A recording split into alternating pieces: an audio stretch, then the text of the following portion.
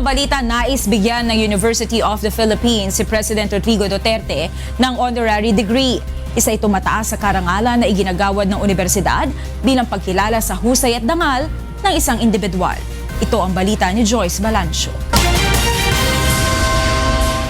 Inalok ng University of the Philippines Board of Regents o UP-BOR si President Rodrigo Duterte na mabigyan ng honorary doctorate degree. Ito ay binibigay ng UP bilang pagkilala sa dangal at husay ng isang individual sa anumang larangang kinabibilangan nito.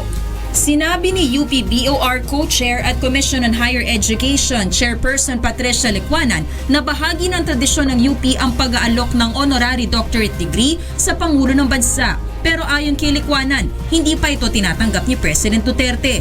Nagsagawa naman ng kilos protesta ang mga estudyante ng UP ngayong araw para batikusin ang plano ng universidad.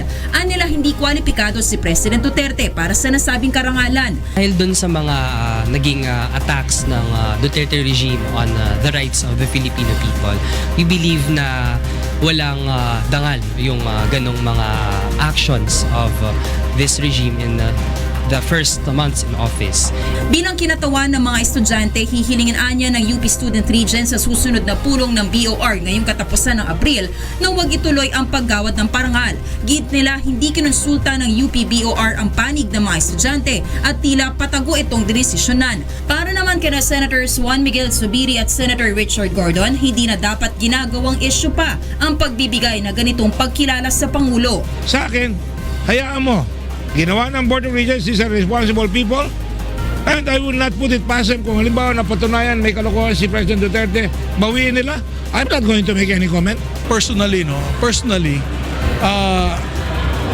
I have nothing against it. I have nothing against it being an alumni of UP. Nakita naman po natin yung kanyang mga polisiya, it's makamasa. Ayon naman kay Presidential Spokesperson Ernesto Abella, wala pang official communication ang UP sa Pangulo. Bagaman malaking karangalan anya para sa Pangulo ang pagkilala, hindi naman ito hinahangad ni President Duterte. Although he doesn't run after awards, it would be a sign of goodwill towards the highest, one of the most premier. One of the three premier institutions. All right. It would be, of course, quite an honor to receive that. But it's not something that he's, angling for.